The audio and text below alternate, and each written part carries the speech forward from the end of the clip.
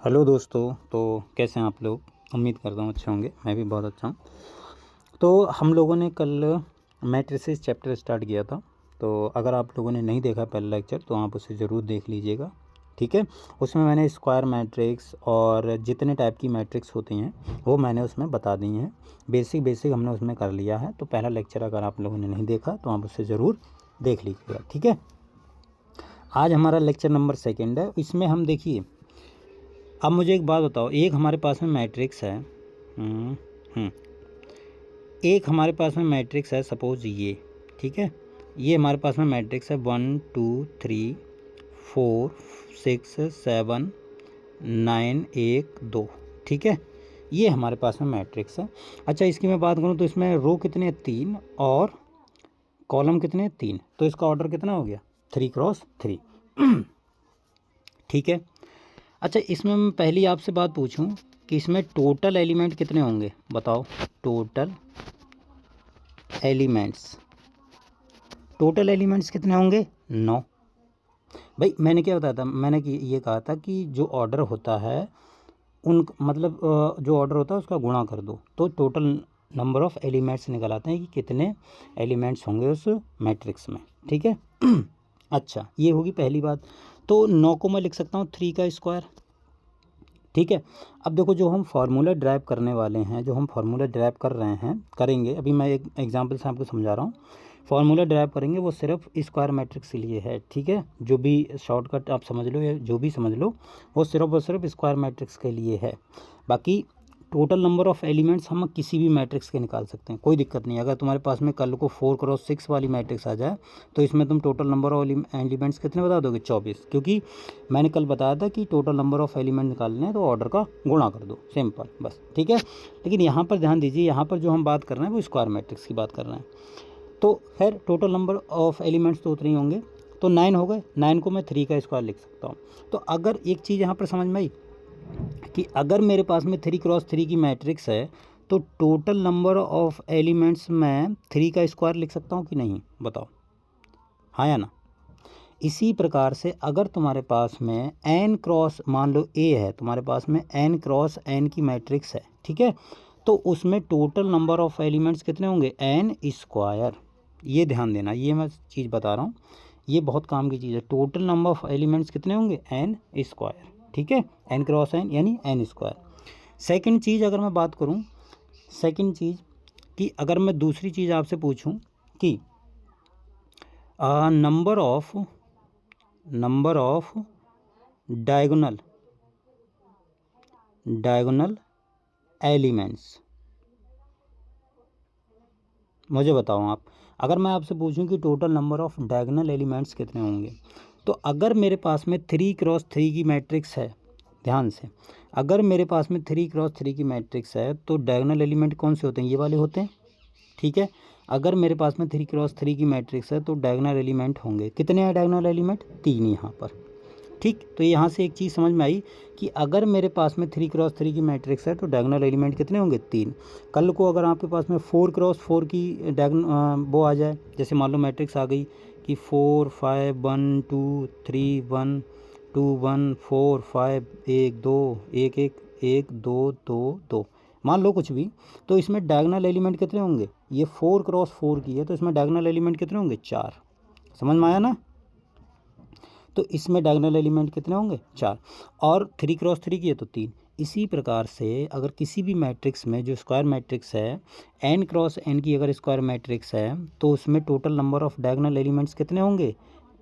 n, ठीक है। ये जनरल में बताते चल रहा हूँ, तो कितने होंगे? n, ध्यान देना। अच्छा, अगर मैं आपसे पूछ लूँ तीसरी चीज़, ये फार्मूला ही ड्राइव कर रहे हैं, ठीक है। अगर मैं ये n×n के लिए है कि n×n के लिए तो टोटल नंबर ऑफ़ एलिमेंट्स कितने होंगे? n स्क्वायर, और डायगोनल एलिमेंट्स कितने होंगे? n, ठीक है। अच्छा, अगर हमारे पास में अब डायगोनल एलिमेंट्स हो गए n, अगर मैं आपसे पूछूं कि number of non diagonal elements कितने होंगे? बताओ। नॉन डायगोनल, ये मैंने पूरा नहीं लिखा, डायगोनल समझ जाना आप। Number of non diagonal elements कितने होंगे? बताओ भाई। जितने डायगोनल एलिमेंट्स हैं, जैसे यहाँ पर 3 हैं, तो अगर मैं 3 को हटा दूँ तो बाकी सब कैसे बचेंगे? Non diagonal. तो आपके टोटल एलिमेंट कितने? 9, और उनमें से आप 3 माइनस कर दो तो कितने हो गए 6, तो 6 हो गए नॉन डायगोनल एलिमेंट। अगर यही बात मैं n क्रॉस n के लिए बोलूँ तो कैसे बोल सकता हूँ? n क्रॉस n के लिए भाई टोटल एलिमेंट है n स्क्वायर और उसमें से डायगोनल एलिमेंट हटा दो n, तो ये फार्मूला हो गया कि अगर हमें किसी भी मैट्रिक्स में नॉन डायगोनल एलिमेंट निकालने हो तो वो कितने होंगे n स्क्वायर माइनस n। ठीक है, ये बात समझ में आई। अच्छा, फोर्थ फार्मूला, फोर्थ नंबर देखो, फोर्थ क्या बोलता है कि अगर आपसे पूछ ले कोई minimum number of zeros in diagonal matrix कोई हमारे पास में डायगोनल मैट्रिक्स है, उसमें मिनिमम नंबर ऑफ ज़ीरोस पूछ रहा है कितने होंगे। अब मुझे एक बात बताओ, जैसे ये मैट्रिक्स है, इसमें अगर ये मैट्रिक्स है ये वाली, इसमें अगर मैं इसको डायगोनल बनाना चाहूँ तो कैसे बना सकता हूँ? भाई डायगोनल मुझे बनाना है तो बाकी ये वाली जो एंट्री है इनको जीरो कर दो, हटा दो इनको, ख़त्म। ठीक है, 0 0 भर दो, तो ये हमारे पास में डायगोनल मैट्रिक्स हो जाएगी। कल हमने पढ़ा था डायगोनल मैट्रिक्स क्या होती है। अब मुझे बताओ इसमें मिनिमम नंबर 0 कितने होने ही चाहिए, बताओ कितने, कंपलसरी कितने की मिनिमम नंबर 0 हो ही हो, कितने होंगे? भाई आपको दिख रहा होगा 6, लेकिन 6 निकालेंगे कैसे? सिर्फ हमारे पास में नॉन डायगोनल एलिमेंट जो होंगे, मतलब नॉन डायगोनल एलिमेंट होंगे वो सभी कैसे होंगे 0, और जो डायगोनल एलिमेंट होंगे वो कैसे होंगे नॉन ज़ीरो। तो टोटल में से, टोटल कितने हैं? टोटल है हमारे पास में 9, उसमें से 3 घटा दो। 3 क्यों? क्योंकि हम अभी 3 क्रॉस 3 की बात कर रहे हैं, तो 3 एलिमेंट होंगे जो डायगोनल होंगे, तो कितने आए 6। ठीक है, अगर मैं जनरल फार्मूला लिखूं तो जनरल कैसा हो जाएगा, यही वाला फार्मूला हो जाएगा, हाँ है ना भाई। टोटल कितने n स्क्वायर और उसमें से डायगोनल एलिमेंट हटा दो तो मिनिमम नंबर ऑफ 0 इतने होते हैं उसमें। ठीक है, ये चीज़ समझ में आई, क्लियर। अब देखो अगली चीज़ हम देखते हैं, ये मैं मिटा रहा हूँ, ठीक है, इसे नोट कर लेना। अगर मैं आपसे अगली चीज़ पूछूं, क्या, देखो अभी पता चलेगा क्या। अच्छा मुझे एक बात बताओ, अगर मुझे ये देखो फिफ्थ फार्मूला है, ये याद रखना कि मिनिमम नंबर ऑफ ज़ीरोस इन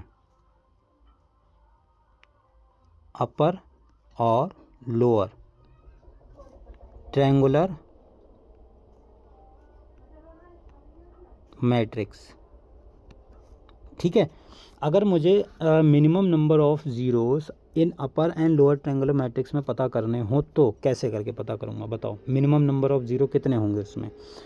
तो देखो हमारे पास में इसका जो फार्मूला होता है वो होता है, जैसे टोटल नंबर कितने हैं 9, टोटल एलिमेंट्स, उसमें से डायगोनल के हटा दो और बटे कर दो 2, तो ये आ जाएगा 3। ठीक है, इतने मिनिमम ऑफ नंबर 0 होने चाहिए। ठीक है, इतने मिनिमम ऑफ नंबर 0 होते हैं। अब ये कैसे होते हैं आप ध्यान से देखो ना भाई, हमें मिनिमम नंबर अपर या लोअर ट्रायंगुलर मैट्रिक्स में पूछ रहा है, तो अपर और लोअर ट्रायंगुलर मैट्रिक्स की बात करूं तो जैसे मैंने मान लो मुझे अपर ट्रायंगुलर मैट्रिक्स लिखनी है, तो कैसे लिखूंगा, एक्स एक्स एक्स, मान लो नॉन डायगोनल एलिमेंट्स कैसे होंगे 0, नॉन डायगोनल नहीं सॉरी, डायगोनल एलिमेंट्स कैसे होंगे नॉन ज़ीरो। ठीक है, तो ये कितना हो जाएगा 0 और 0 0। भाई मैंने आपको क्या बताया था कि जो डायगोनल अपर ट्रायंगुलर मैट्रिक्स होती है, डायगोनल एलिमेंट्स के नीचे के एलिमेंट कैसे होने चाहिए 0 ही होने चाहिए, कंपलसरी है। बाकी ऊपर वाले ऐसे ही लिख दो, कोई दिक्कत नहीं है, कुछ भी हो एलिमेंट्स में क्या करना। अब मुझे बताओ कि ये 3 क्रॉस 3 की है, तो इसमें आपको मिनिमम नंबर ऑफ 0 कितने दिख रहे हैं भाई 3, सीधी सी बात है, ये इनको 0 होना ही पड़ेगा तभी ये अपर ट्रायंगुलर मैट्रिक्स बनेगी, हाँ हाँ या ना। तो कितने 0 एलिमेंट आए हैं 3, तो वही है कि तो और n 3 क्रॉस 3 की है, तो टोटल एलिमेंट्स हैं 9, उसमें से डायगोनल के एलिमेंट हटा दो, बटे कर दो 2। ठीक है, बटे कर दो 2, तो आपको कैसे मिल जाएंगे मिनिमम नंबर ऑफ ज़ीरोस इन अपर और लोअर ट्रायंगुलर मैट्रिक्स के लिए। सेम अगर मैं बात करूं तो लोअर ट्रायंगुलर मैट्रिक्स के लिए होगा भाई, सेम चीज़ लोअर ट्रायंगुलर मैट्रिक्स के लिए हो जाएगा। कैसे, जैसे इस बार इनको 0 मत करो, इनको 0 कर दो, ऊपर वालों को, बात तो वही है, इनको 0 कर दो, ख़त्म, समझ में आया ना। तो इस तरीके से हम निकालते हैं। अगर n क्रॉस n की होगी तो कैसे निकालेंगे, तो ये फार्मूला हो जाएगा n² माइनस n/2, ठीक है, ये फार्मूला हो जाएगा।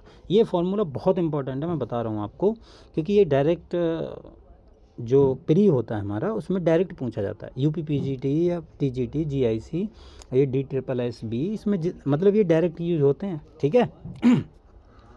तो ये चीज़ आपको पता होनी चाहिए, ठीक। अच्छा, एक लास्ट है, मैक्सिमम नंबर ऑफ ज़ीरो कितने होंगे बताओ, मैक्सिमम नंबर ऑफ ज़ीरो कितने होंगे भाई। अगर हमारे पास में A मान लो 3×3 की मैट्रिक्स है, तो ज़्यादा से ज़्यादा कितने हो सकते हैं, सभी एलिमेंट ज़ीरो हो जाएं, यानी टोटल नंबर 9 हो जाएंगे भाई। ज़्यादा से ज़्यादा क्या होंगे, 3, सभी ज़ीरो हो जाएं, ख़त्म। इससे ज़्यादा भाई अगर 3×3 की है उसमें टोटल एलिमेंट 9 है, 9 के 9 ज़ीरो हो जाएं, कोई दिक्कत थोड़ी, मैक्सिमम इतने हो सकते हैं, ज़्यादा तो नहीं हो सकते। तो अगर हमारे पास में मैट्रिक्स n×n की है तो उसमें कैसा होगा, ये n²। आया समझ में। तो ये फार्मूलेस हैं, इनको ध्यान में रखना, बहुत इंपॉर्टेंट होते हैं, बहुत इंपॉर्टेंट, ध्यान में रखना, ठीक है। अच्छा चलिए अब हम प्रॉपर्टी देखते हैं मैट्रिक्स की। प्रॉपर्टी देखिए क्या बोलती हैं, देखिए प्रॉपर्टीज़ हैं, प्रॉपर्टीज़, ठीक है। तो प्रॉपर्टीज़ को ध्यान से देखिएगा, बहुत काम आती प्रॉपर्टी। पहली देखिए हमारे पास में प्रॉपर्टी जो है, पहली ये है कि आप चाहे A+B करो या B+A करो, हमेशा बराबर होती हैं, ठीक है। इसे हम बोलते हैं कॉम्यूटेटिव प्रॉपर्टी। क्या बोलते हैं इसे हम, चलो मैं बाद में नाम लिख दूंगा, इसे हम बोलेंगे कॉम्यूटेटिव। अच्छा, सेकंड प्रॉपर्टी क्या है हमारे पास में, कि अगर हमारे पास में A+B है, ये वैसे आपको याद होंगी, A+B करो, चाहे A+B+C करो, या पहले A उसके बाद में B+C को ऐड कर दो उसमें, तब भी बात बराबर है। इसे हम बोलते हैं एसोसिएटिव प्रॉपर्टी। तीसरी प्रॉपर्टी हमारे पास में क्या है कि ट्रेस देखो कल हमने पढ़ा था क्या होता है कि सम ऑफ डायगोनल एलिमेंट्स। तो ट्रेस अगर मैं A+B का निकालूं, ठीक है, तो वो ट्रेस क्या होता है, सब पे अलग अलग सेपरेट हो जाता है। A+B का ट्रेस निकालो, चाहे तुम ट्रेस निकालो A का प्लस ट्रेस निकालो B का, और दोनों को ऐड कर दो, बात वही है, ठीक है। ये होता है हमारे पास में, क्लियर।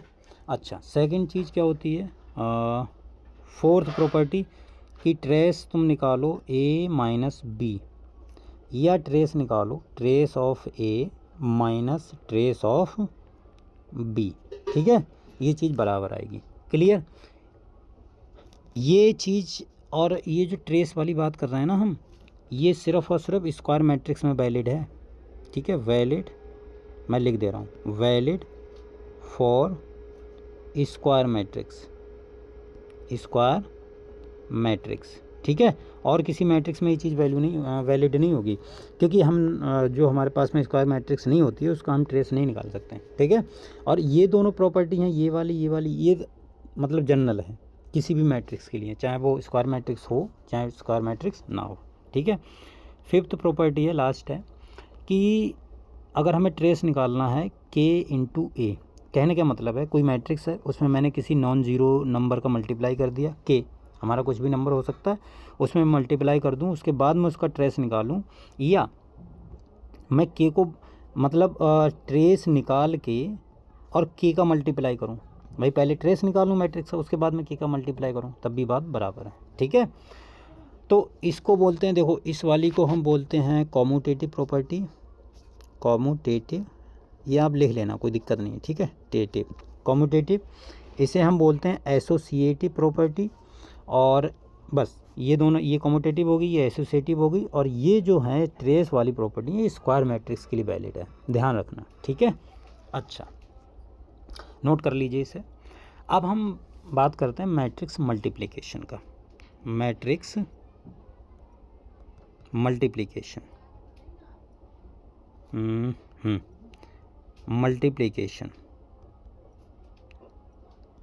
मल्टीप्लिकेशन देखिए मैट्रिक्स मल्टीप्लिकेशन ये बड़ा इम्पोर्टेंट है, ठीक है। अब हमारे क्वेश्चन आने शुरू हो जाएंगे, हम क्वेश्चन भी करेंगे।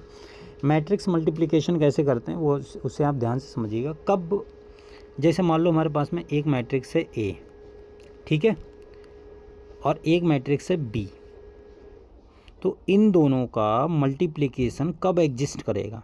भाई मैट्रिक्स मल्टीप्लिकेशन एग्जिस्ट भी तो करना चाहिए। भाई ऐड करना और सब्सट्रैक्ट करना अलग बात है, लेकिन मैट्रिक्स को गुणा करना वो अलग चीज़ होती है। मैट्रिक्स का गुणा होना पॉसिबल तभी है, उसमें कंडीशन होती है। कैसे?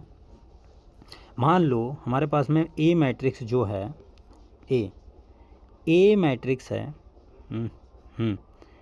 ए मैट्रिक्स है हमारे पास में कुछ इस प्रकार से ए आई जे, ठीक है, ए आई जे, ये मैट्रिक्स है मान लो एम क्रॉस एन की, ठीक है। और एक मैट्रिक्स है बी, ये मान लो है तुम्हारे पास में बी आई जे, ये जो मैट्रिक्स है वो है तुम्हारे पास में पी क्रॉस क्यू की, ठीक है। तो ए बी मतलब इनका गुणा जब एग्जिस्ट करेगा, एग्जिस्ट इफ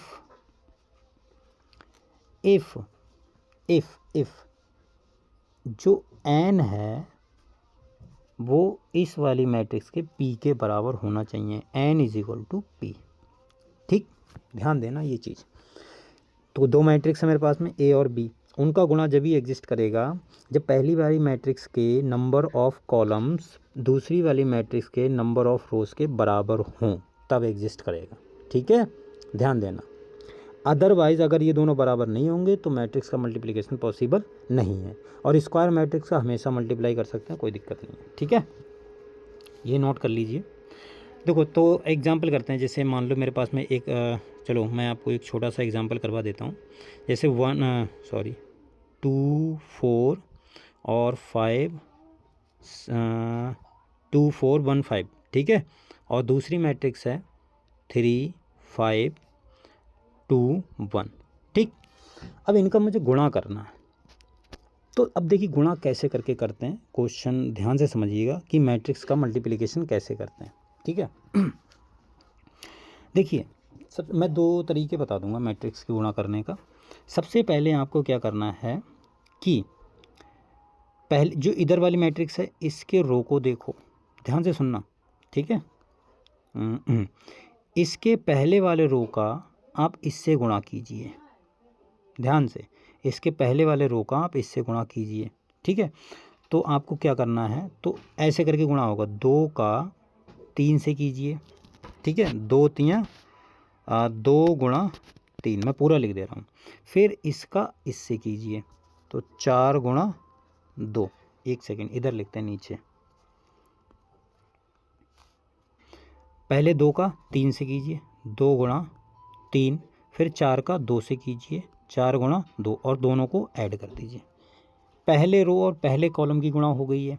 सेम चीज़ आपको अपनानी है, पहले रो, अब जो ये जो पहला रो था इसके हमने पहले कॉलम से गुणा कर ली है, अब इसी की आप दूसरे कॉलम से गुणा कीजिए, तो 2 गुणा होगी ऐसे, 2 पंजे 10, चलो मैं वैसे ही लिख देता हूँ, 2 गुणा 5 और 4 एकम 4, और इन दोनों को कर दीजिए प्लस, ठीक है। ये हमारी होगी दो, मतलब पहले रो की हमने दोनों कॉलम से कर ली गुणा।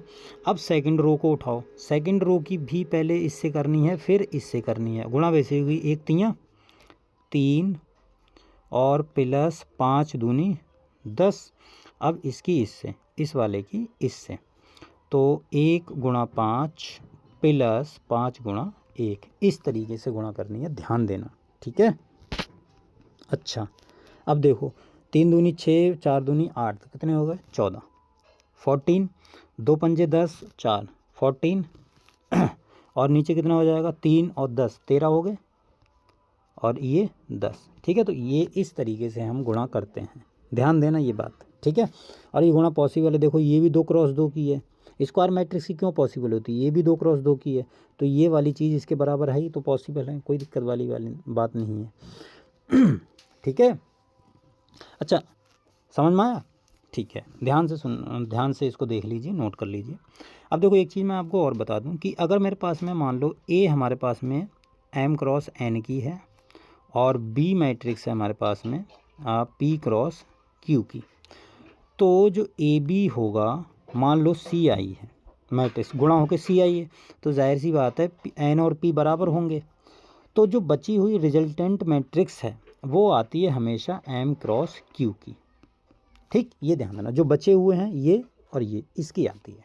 ये आया था, देखिए ये है तुम्हारा मेरे ख्याल से पीजीटी में आया था, नहीं टीजीटी में क्वेश्चन आया था ये एक बार, ये कि मैट्रिक्स देती थी 2-3 उसने, और फिर उससे पूछा था कि बताओ रिजल्टेंट मैट्रिक्स क्या होगी। तो ये भी चीज़ पता होनी चाहिए, छोटी छोटी चीज़ें हैं, ठीक है। ठीक, तो ये चीज़ हो गई। अब इसके बाद में अगली देखिए, एक बार मैं और गुणा करके बता देता हूँ ताकि और अच्छे से, अगर ना समझ में आया तो आ जाए। जैसे मान लो मेरे पास में 2 3 4 5 6 7, ठीक है, और ये मान लो है 2 3 4 1 2 3 1 2 1, ठीक है, ये गुणा हमें करनी है। अब ध्यान से देखिए, इसकी गुणा पहले देखिए कि पॉसिबल है। ये कितने क्रॉस की है, इसमें 2 रो हैं 3 कॉलम है, तो 2 क्रॉस 3 की है, और ये हमारे पास में 3 क्रॉस 3 की है, तो 3 क्रॉस 3, ये 3 और 3 इसके बराबर है, तो गुणा पॉसिबल है। और रिजल्टेंट मैट्रिक्स क्या आएगी, 2, और इधर बचा हुआ 3, तो 2 क्रॉस 3 की आएगी। अच्छा, ये तो हमें पता चल गया कि इनकी गुणा पॉसिबल है। करेंगे कैसे, अब उसको देखिए। तो देखो, काम वही करना है। पहला, सॉरी मैं क्या बोल रहा हूँ, पहला रो उठाओ, इसके पहले कॉलम दूसरे कॉलम इससे गुणा करते चले जाओ बस, ठीक है। तो इसकी इससे करेंगे तो क्या आएगी गुणा, देखिए 2 की हम करेंगे 2 से, तो 2 दूनी 4, ठीक है।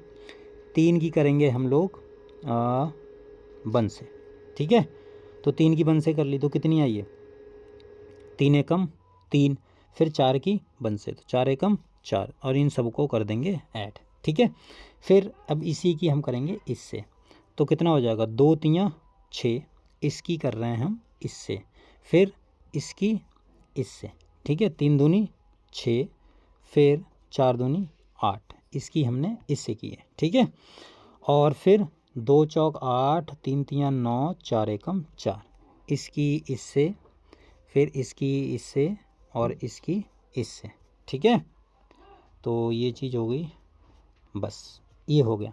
अब सेकंड रो उठाओ और इसकी इससे गुणा करो, इससे करो, इससे करो, तो कितना हो जाएगा, 10 प्लस 6 प्लस 7 और 5 तियाँ 15, 6 दूनी 12 और प्लस 7 दूनी 14। समझ में आ रहा है ना। पहले इसकी हमने इससे की तो 5 की और 2 की होगी तो 10 होगी, 6 और 1 की होगी तो कितनी होगी 6, 7 और 1 की होगी तो कितनी होगी हमारे पास में 7, ठीक है। इसी प्रकार से अब हम लोग इसकी गुणा करेंगे 3 से, तो 3 5 15, इसकी गुणा करेंगे हम 2 से, तो 6 दूनी 12, और इसकी गुणा करेंगे हम 2 से, 7 दूनी 14, ठीक है। अब इसकी गुणा करेंगे हम 4 से, तो 4 पंजे 20 प्लस, अब इसकी गुणा करेंगे हम 6 की 3 से, 3 छक 18, और प्लस इसकी हम गुणा करेंगे 7 से, 7 एकम 7। समझ में आया। अब इनको ऐड करके लिखो तो बस हो जाएगा तुम्हारा मैट्रिक्स। ऐड करके समझ के लिखना, गलती ना हो जाए। तो 4 4 8 3 11 हो गया, ठीक है। देख लेना भाई, 6 6 12, 12 और 8 20 हो गया, ठीक है। और 8 4 12, 12 और 9 कितना हो गया 21, ठीक। 12 और 9 21 ही हुआ ना, हाँ 21 ही हुआ। अब 10 और 16, 16 और 7 कितने हो गए 23, 23। कहीं मिस्टेक हो जाए तो देख लेना भाई। ये 15 और 12 27, 27 और 4 31 41 हो गए। 27 और 4 नहीं 14, तो 11 4 हाँ 41 हो गए, ठीक है। और 20 और 8 कितने हो गए 38, 38 प्लस 7 ये हो गए तुम्हारे 45, ठीक है। आई थिंक 45, हाँ 45। तो ये गुणा आ गई, समझ में आया। तो इस तरीके से हम गुणा करते हैं। क्लियर हुआ कि नहीं बताओ, समझ में आया। अगर ये समझ में आ गया तो अगले बढ़े। चलो बढ़ते हैं अगले। कुछ प्रॉपर्टी हैं, इनको ध्यान रखिएगा। इन जनरल हम किसी भी मैट्रिक्स को देखो, अब मैट्रिक्स की कुछ मतलब जो मल्टीप्लिकेशन की हैं वो प्रॉपर्टी हैं। तो ये प्रॉपर्टी है किसकी, प्रॉप्स मतलब प्रॉपर्टी, ये मल्टीप्लिकेशन की है। इन जनरल अगर मैं बात करूं, इन जनरल अगर मैं बात करूं तो जो ए बी है वो कभी भी कम्यूटेटिव नहीं होगी, यानी A B not equal to B A. In general भाई बराबर आ भी सकता है, आप ए बी का गुणा करो या बी ए का गुणा करो, तो ज़रूरी नहीं कि वो बराबर ही आए। प्लस में हम प्लस में तो क्या होता था, ए प्लस बी करो या बी प्लस ए करो तो वो हमेशा बराबर आता है, लेकिन गुणा ज़रूरी नहीं है कि वो बराबर आए। ध्यान रखना, गुणा में ऐसा है, इन जनरल ये चीज़ सही नहीं है। हाँ, बराबर आ भी सकता है किसी केस में, ठीक है। तो ये पहली प्रॉपर्टी होगी। दूसरी ये है कि if A is equal to zero, मान लो ए हमारे पास में कोई ज़ीरो है या कोई बी मैट्रिक्स है ज़ीरो या बी ज़ीरो, तो इसका मतलब ये है कि उनका गुणा हमेशा ज़ीरो ही आएगा। अगर कोई भी एक मैट्रिक्स ज़ीरो है तो ओवरऑल अगर हम मल्टीप्लाई करेंगे दोनों का तो वो ज़ीरो ही आएगा, ठीक है। अच्छा, तीसरी प्रॉपर्टी ये है कि if A B is equal to zero, मान लो दो मैट्रिक्स हैं, उनका हमने गुणा किया, दो मैट्रिक्स का गुणा और वो ज़ीरो आ गया, तो ये कतई इम्प्लाई नहीं करता है कि ए और बी ज़ीरो ही होगी। समझ रहे, ए और लगाए, इसका मतलब ये है कि अगर दोनों मैट्रिक्स नॉन ज़ीरो हैं तब भी उनका गुणा ज़ीरो आ सकता है, ये चीज़ पॉसिबल है, ठीक है। ज़रूरी नहीं है कि अगर किसी भी मैट्रिक्स का गुणा ज़ीरो है तो उनमें से एक ना एक को ज़ीरो होना पड़ेगा, ये कतई सत्य नहीं है, ठीक है। लेकिन हाँ, अगर कोई मैट्रिक्स ए और बी दो मैट्रिक्स हैं, उनका वो या तो ए ज़ीरो या बी ज़ीरो, तो ये बिल्कुल 100% सही है कि उनका गुणा ज़ीरो ही आएगा, ठीक है। हाँ, तो ये चीज़ ध्यान देना। फोर्थ प्रॉपर्टी हमारे पास में क्या है कि if A B is equal to B C, मान लो ये मैट्रिक्स है, तो हमने क्या किया, ये काट के हम इसे ऐसे लिख सकते हैं, ठीक है। तो ये चीज़ बिल्कुल ही गलत है, ऐसा करना पाप है, ठीक है। ऐसा नहीं कर सकते, मैथमेटिक्स में ऐसा नहीं कर सकते, मैट्रिक्स को ऐसे उड़ा नहीं सकते हम लोग, ठीक है। तो इसको करने का ये तरीका नहीं है कि आप ए इज इक्वल टू सी लिख दो, नहीं, ठीक है। फिफ्थ प्रॉपर्टी ये है कि अगर हमारे पास में if B is equal to C, हाँ, तब आप ऐसा कर सकते हो कि दोनों तरफ ए मैट्रिक्स से मल्टीप्लाई कर सकते हो, कोई दिक्कत वाली बात नहीं है, आप ऐसा कर सकते हो, कोई आपको मना नहीं करेगा, ठीक है। तो इसे अब नोट कीजिए।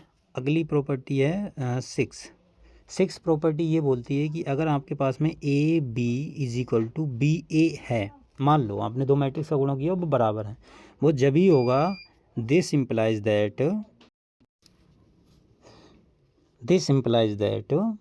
कि ए एंड बी, अगर दो मैट्रिक्स हैं A B is equal to B A हो रहा है, इसका मतलब है A and B commute each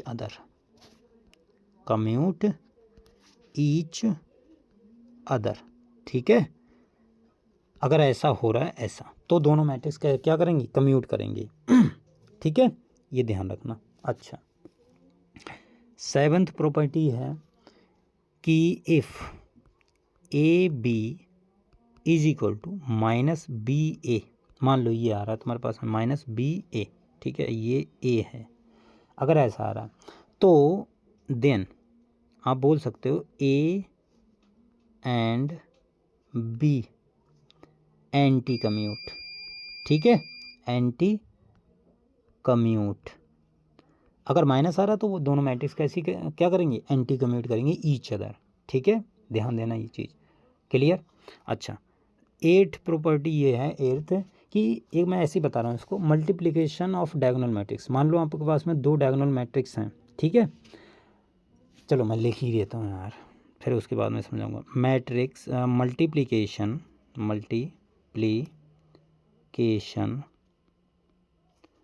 of diagonal matrices, इसे भाई पूरा लिख लेना, ठीक है, मैं डायगोनल पूरा नहीं लिखा हूँ, matrices of the same order will be commutative, ठीक है। ये प्रॉपर्टी बहुत काम की है, ध्यान रखना इसे। अगर हमारे पास में दो डायगोनल मैट्रिक्स हैं तो वो हमेशा कम्यूट करेंगी, सेम ऑर्डर की अगर दो डायगोनल मैट्रिक्स हैं तो वो हमेशा हमेशा हमेशा कम्यूट करेंगे। ठीक है, इन जनरल मैंने क्या बोला था कि मैट्रिक्स कम्यूट नहीं करते, लेकिन अगर हमारे पास में डायगोनल मैट्रिक्स हैं, उनका ऑर्डर सेम है, तो वो हमेशा कम्यूट करेंगी। आप देख लेना, वेरीफाई करके देख लेना। ठीक है, हमेशा कम्यूट करेंगे। ये प्रॉपर्टी बहुत इंपॉर्टेंट है, ध्यान रखना इसे। ठीक है, अच्छा, 9th प्रॉपर्टी हमारे पास में है कि अगर मेरे पास में ए डॉट बी है इंटू सी है, 3 मैट्रिक्स हैं, वो हमेशा कम्यूट करती हैं। इनको आप ऐसे लिख सकते हो, हमेशा करेंगी। ठीक है, ये रिजल्ट है, इसे आप डायरेक्ट याद रखना। ठीक है, ऊपर वाला मैं मिटा रहा हूँ थोड़ी देर के लिए। अच्छा, 10th प्रॉपर्टी ये है कि अगर मेरे पास में ऐसा लिखा हुआ है ए प्लस बी और मैं सी का मल्टीप्लाई कर रहा हूँ, आप ऐसे कर दीजिए, तो सी का इधर से मल्टीप्लाई होगा, तो ए सी प्लस बी सी। ठीक है, ये छोटी छोटी इन्हें ध्यान रखना। अगर मैं किसी भी मैट्रिक्स से इधर से मल्टीप्लाई कर रहा हूँ तो वो इधर से होगा, तो क्या होगा, A B plus B C. ठीक है, ये चीज़ याद रखना, बहुत इम्पोर्टेंट है, बहुत ज़्यादा इम्पोर्टेंट है। ठीक है, तो हम लोगों ने मैंने आपको मैट्रिक्स का मल्टीप्लिकेशन और क्या बोलते हैं ट्रेस की प्रॉपर्टी और कुछ और प्रॉपर्टी बताई हैं, तो इन्हें आप ध्यान से नोट कर लीजिए, अच्छे से इसको लेक्चर को देख लीजिए। कल हम लोग ट्रांसपोज पढ़ेंगे, ट्रांसपोज मैट्रिक्स। ठीक है, आज हम लेक्चर को यहीं पर रुकते हैं, विराम देते हैं। कल हमारा जो रहेगा वो ट्रांसपोज मैट्रिक्स। ठीक है, कल हम किसी मैट्रिक्स का ट्रांसफ़र करेंगे। ठीक है, क्योंकि हमें पावर है, अधिकारी हैं हम, डीजीपी आईजी, तो हम किसी का भी ट्रांसफ़र कर सकते हैं, मतलब डिपार्टमेंट में जो हमसे लोअर पोस्ट पे होगा। ठीक है, कर सकते हैं, नहीं कर सकते मेरे को नहीं पता, आई एम जोकिंग। ठीक है, तो फिलहाल हम मैट्रिक्स का ज़रूर ट्रांसफ़र करेंगे, क्योंकि मैट्रिक्स के हक़ में हमें क्या बोलते हैं, पावर है हमारे पास। ठीक है, खैर आप इसको यहाँ तक तैयार कीजिए और कल हम लोग ट्रांसपोज पढ़ेंगे, और बहुत इंपॉर्टेंट है। अब देखिए क्वेश्चंस आने शुरू हो जाएंगे कि प्रीवियस ईयर में किस तरीके के क्वेश्चन आते हैं, जीआईसी, यूपीएलटी ग्रेड, यूपीपीजीटी और यूपीटीजीटी और केबीएस, एनबीएस, सब क्वेश्चन करेंगे, टेंशन ना लीजिए। ठीक है, तो मिलते कल, तब तक के लिए बाय बाय, टेक केयर, ध्यान रखें अपना।